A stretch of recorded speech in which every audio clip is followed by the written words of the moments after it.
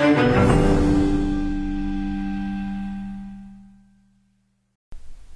and welcome to another episode of the Daily Aztec Live. I'm Alexa Oslowski. And I'm Kyle Betts. The California State University system recently announced incoming students enrolling at SDSU must provide new vaccine records by 2020. Due to the new requirements, SDSU extended its vaccine record submission to December 2nd. New requirements include records for meningitis, Tdap, chickenpox, and tuberculosis. Students who fail to submit their requirements on this cannot submit classes for next semester. Soon, community college students will be able to earn a Latinx or bilingual teaching credential through SDSU. This is through SDSU's Dual Language and English Learner Education Department, which has partnered with San Diego City College, Southwestern College, and San Diego Mesa College.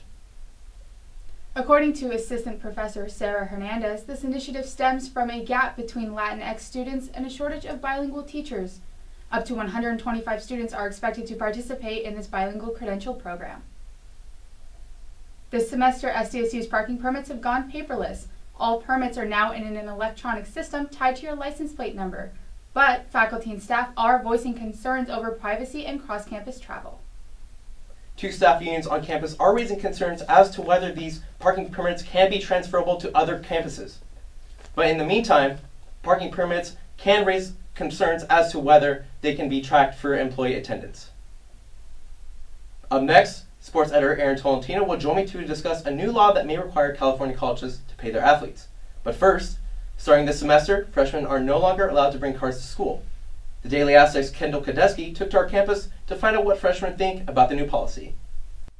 San Diego State University implemented a new rule this semester restricting freshmen from bringing their cars to school. Other universities throughout California have already made this protocol reality.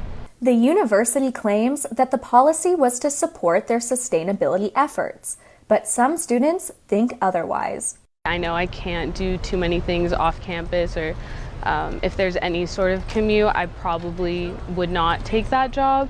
So I think that narrows it down to, especially makes it more competitive here for getting a job. The university has a waiver for students with special circumstances, such as medical or disability needs, employment obstacles, and other situations that require students to have parking permits while living on campus. Honestly, I think freshmen not having cars on campus wouldn't make a huge difference because there's literally so many cars. Students have expressed different opinions on how this new rule has affected them so far.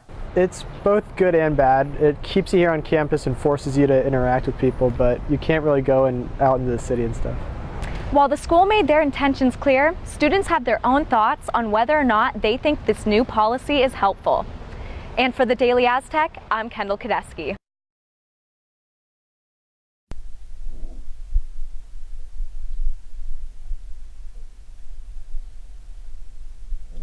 This week, Governor Gavin Newsom signed the Fair Pay to Play Act.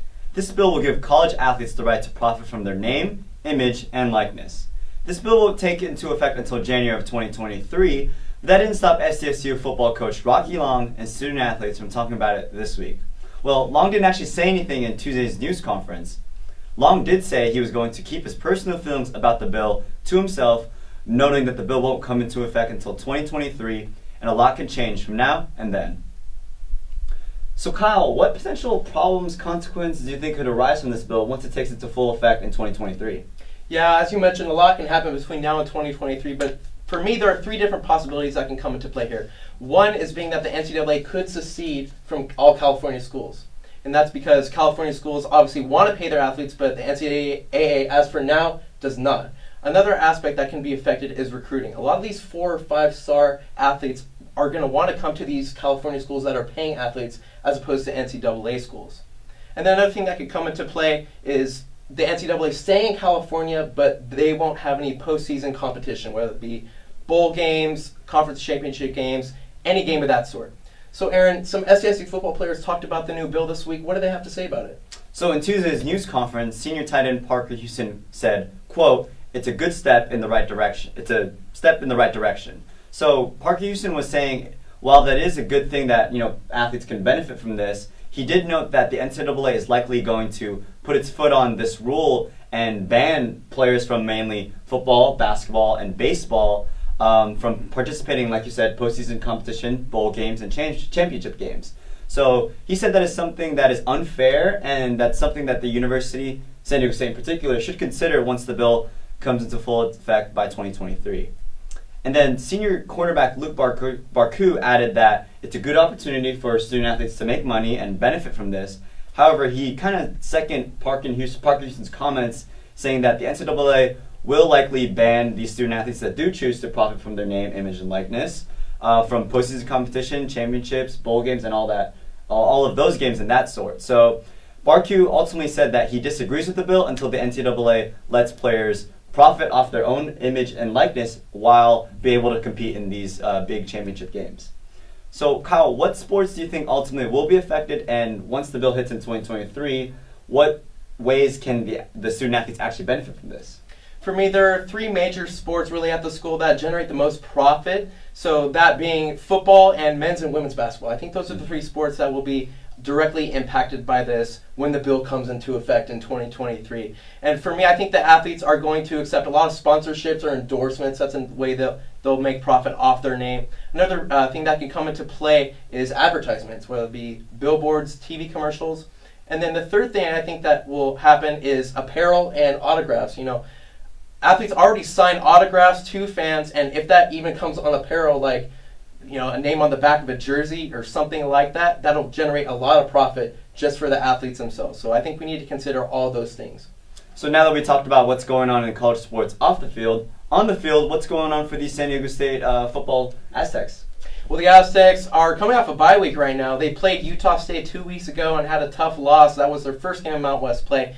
Now they head to Colorado State to take on the Rams tomorrow. It's their second game of Mountain West play. For Juwan Washington, he's still not 100% according to head coach Rocky Long, but they're going to test out his ankle pregame, see how he feels, and determine if he's good to go. To keep up with the game, follow us on Twitter at DAztec Sports for live game updates and a recap following the game. Well, that's it for this week's episode of the Daily Aztec Live. Thanks for watching. But before you go, this week, Kareem Jones and Christian Alvarez took to campus to ask students about their opinions on how SDSU football has fared after playing its first 4 games of the season. Check it out. San Diego State's football team is known as a Mountain West Conference powerhouse, and recently they opened up conference play against Utah State. The Aztecs came into Week 4 with an undefeated 3-0 record against Utah State, including a huge win over UCLA, marking its first win in program history against the Bruins. I'm really happy with how they've been playing. They beat UCLA, which I'm from LA, so it's really good to know because LA rejected me. Currently, the Aztecs have a 3-1 record after Utah State handed them their first defeat. With this conference loss, people wonder if this season will turn out like the last. They got a good head on their shoulders. I don't think one loss is really going to take them down like that, so I think we're going to be pretty consistent. The Aztecs started last season with a 6-1 record but ended up losing 5 of their last 6 games. The players said they are using last season as motivation to bounce back this year. I would be lying if I said I wasn't disappointed at the loss to Utah State, but at the same time, the only thing we can really do is take from it, learn from it, and make sure that another one just like it doesn't happen again. The Aztecs' next game will be on the road against Colorado State with hopes of getting their first conference win. And for the Daily Aztec, I'm Kareem Jones.